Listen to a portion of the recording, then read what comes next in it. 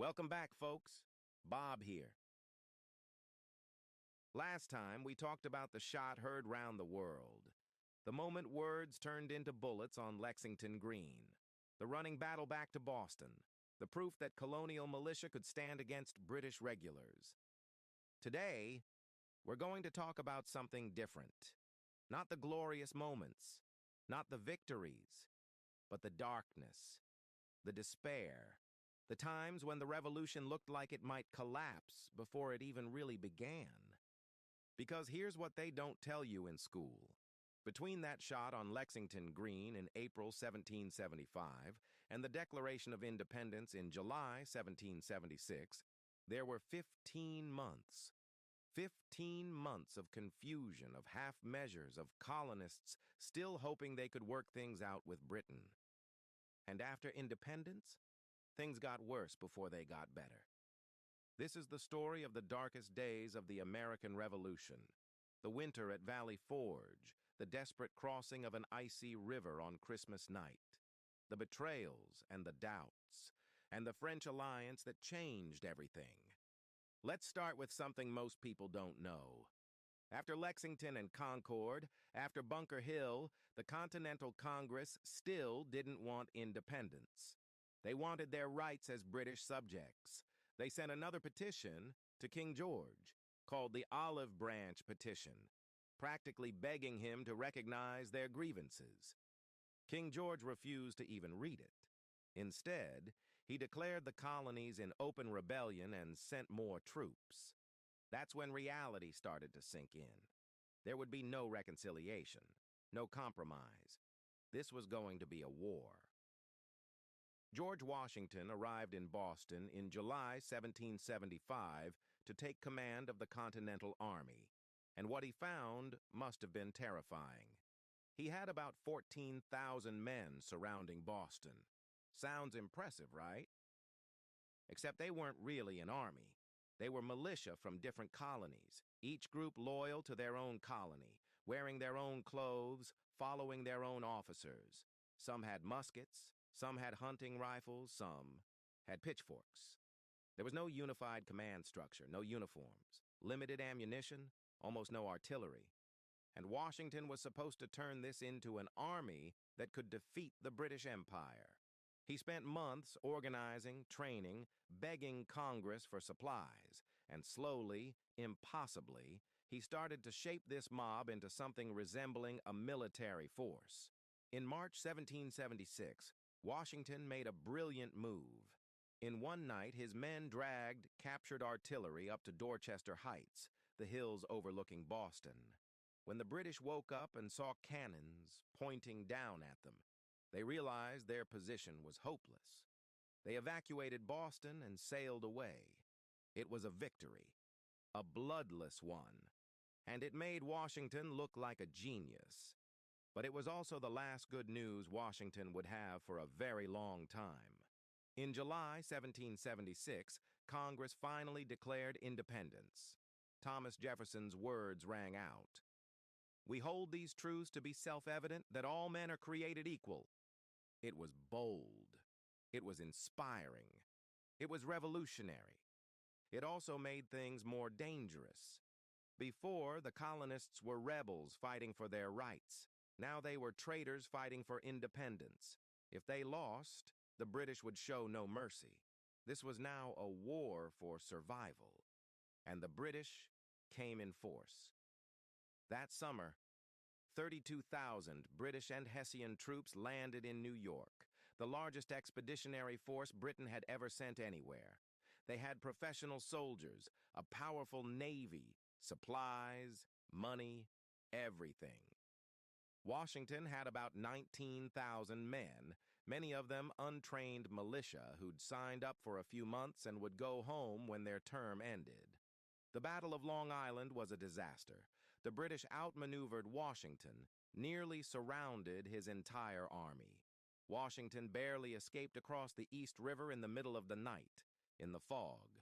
If that fog hadn't appeared, if the British had pressed their advantage, the revolution might have ended right there. Washington retreated across New Jersey. His army was falling apart. Soldiers were deserting, militiamen were going home, supplies were running out. By December, he had maybe 3,000 effective troops left. Thomas Paine, marching with the army, wrote, "These are the times that try men's souls. The summer soldier and the sunshine patriot will, in this crisis, shrink from the service of their country, but he that stands by it now deserves the love and thanks of man and woman." Washington knew he needed a victory, something to restore hope, something to convince his soldiers and the country that this war could be won. So he made a desperate gamble. It's Christmas night, 1776, freezing cold, ice forming on the Delaware River. Washington's army is camped on the Pennsylvania side. Across the river in Trenton, New Jersey, about 1,500 Hessian soldiers are settling in for the holiday. Washington decides to attack, to cross the river in the middle of a winter storm and attack a fortified position on Christmas morning. It's insane. It's reckless. It's also the only chance he has. Picture this. Nearly 2,400 men loading into boats in the darkness. Chunks of ice flowing down the river, threatening to crush the boats or tip them over. Men shivering, their muskets probably too wet to fire. Officers trying to keep everyone together in the storm. The crossing took longer than expected. They were supposed to attack before dawn, when it was still dark. Instead, the sun was starting to rise by the time they landed on the New Jersey side. Washington split his forces into two columns and marched on Trenton. The Hessians, celebrating Christmas, were caught completely off guard. The attack lasted about an hour. When it was over, Washington had captured nearly 1,000 Hessian soldiers and killed or wounded about 100 more. American casualties? 4 men, and only 2 of those from enemy fire. The others froze to death during the crossing. It wasn't a huge battle in military terms. But psychologically, it changed everything. The revolution had been on the brink of collapse. Now, suddenly, there was hope again. A week later, Washington did it again. He attacked Princeton, defeated British forces there, and then took his army into winter quarters in the hills of New Jersey. That winter of 1776 to 1777, Washington's survival had saved the Revolution. But the war was far from over. The British changed strategy. Instead of trying to crush Washington's army directly, they decided to cut the colonies in two. They'd control the Hudson River Valley, separating New England from the southern colonies. With the colonies divided, the British could defeat them piecemeal. It was a good plan. It almost worked. In the summer of 1777, British General John Burgoyne led an army south from Canada, planning to meet other British forces coming up the Hudson from New York. They'd trap the American forces between them. But things went wrong. The other British forces never showed up. Burgoyne found himself deep in enemy territory, surrounded by American militia and Continental troops. At Saratoga, New York, in October 1777, Burgoyne surrendered his entire army. 5,000 British soldiers captured. Saratoga was the turning point, not because it ended the war, but because of what it led to. Benjamin Franklin had been in France for over a year, trying to convince the French to openly support America. The French hated Britain. They'd fought wars against them for centuries, but they weren't sure about backing what looked like a losing cause. Saratoga changed their minds. In February 1778, France and America signed a formal treaty of alliance. France would provide money, weapons, soldiers, and most importantly, their navy. This transformed the war. Britain now faced a global conflict, not just a colonial rebellion. They had to defend their territories in the Caribbean, in India, everywhere. They couldn't just focus on crushing the American rebellion anymore. But even with French support, there were dark days ahead. Darker than anything that had come before. Winter of 1777 to 1778, Valley Forge, Pennsylvania.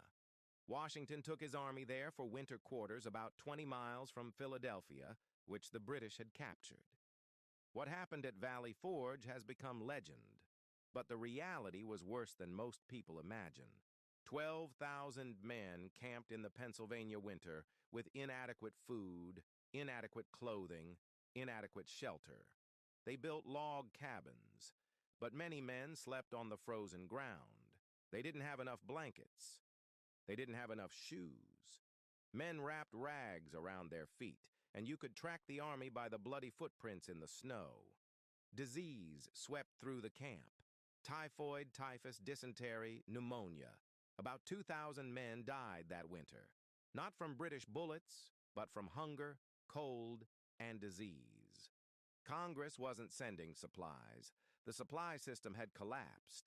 Local farmers would rather sell food to the British, who paid in gold, than to the Continental Army, who paid in increasingly worthless paper money. Washington wrote desperate letters to Congress, describing men dying of starvation within a day's march of rich farmland. He watched his army waste away and wondered if there would be anything left by spring. There were moments when Washington must have wondered if it was worth it. If this cause, this idea of independence, was worth watching men suffer and die. But he stayed. His officers stayed, and most of the soldiers stayed. Why? Why didn't they just go home? Why endure that suffering? Because they believed in something. They believed that what they were fighting for mattered more than their comfort, more than their safety. They believed that future generations would live in a freer, better world because of what they were enduring. That's what patriotism really is. Not waving a flag or singing a song. It's enduring suffering for something bigger than yourself. Something else happened at Valley Forge that doesn't get talked about enough. A Prussian officer named Friedrich von Steuben arrived. He'd been sent by Benjamin Franklin, who was in France drumming up support. Von Steuben didn't speak English. He cursed at the soldiers in German and French, but he knew how to train an army. He drilled them. He taught them to march in formation, to load their muskets faster, to work as a unit instead of as individuals. When the army marched out of Valley Forge in June 1778, it was transformed. Still poorly supplied, still underpaid, but now they were professional soldiers. They could stand in a line and trade volleys with British regulars. They could maneuver on a battlefield. The war continued for 3 more years. There were victories and defeats. The British shifted their focus to the southern colonies, where they thought loyalist support was stronger. They captured Charleston and Savannah. For a while, it looked like they might succeed in conquering the South. But the American forces, led by generals like Nathaniel Greene, fought a guerrilla war. They avoided big battles they couldn't win. They harassed British supply lines. They wore the British down. And the French were making a difference. French money kept the Continental Army supplied. French weapons equipped the soldiers. And the French Navy was challenging British control of the seas. In 1781, everything came together. Washington got word that a French fleet under Admiral de Grasse was sailing to Chesapeake Bay. At the same time, a British army under General Cornwallis had dug in at Yorktown, Virginia, on a peninsula jutting into the bay. Washington saw the opportunity.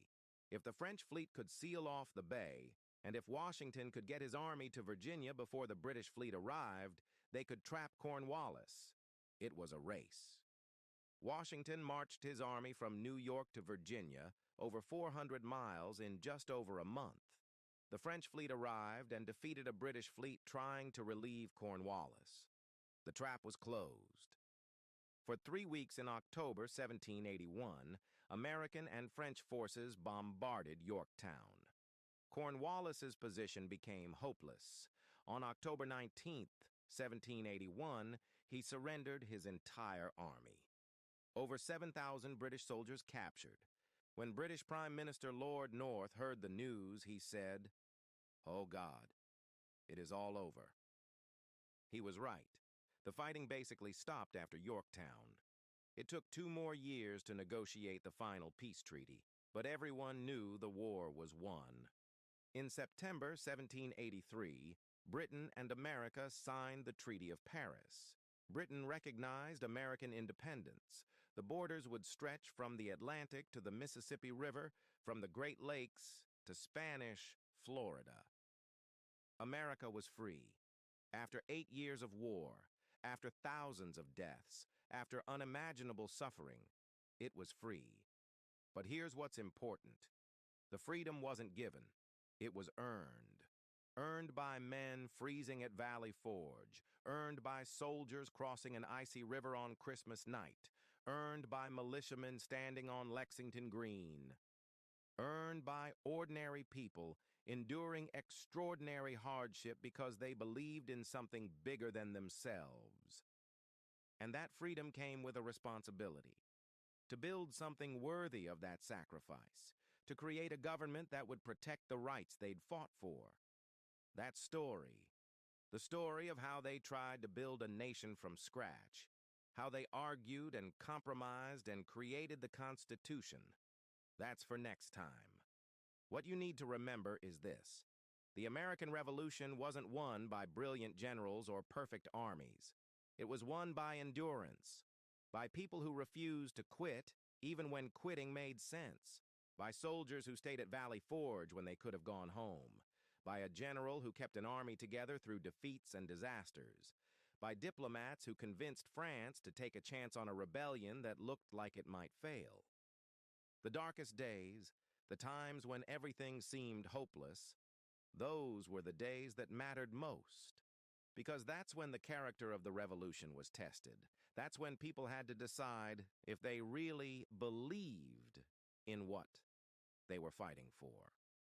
And enough of them decided yes. Enough of them endured. And because they did, we live in a different world. I'm Bob, and that's the story of the darkest days of the revolution. Next time, we'll talk about what came after. The struggles to create a government, the Constitution, the Bill of Rights, the beginning of the American experiment. Until then, remember, the moments that define us aren't the easy moments. They're the moments when we're cold and hungry and everything seems hopeless, and we have to decide whether to give up or keep going. History is made by the people who keep going. Good night, folks.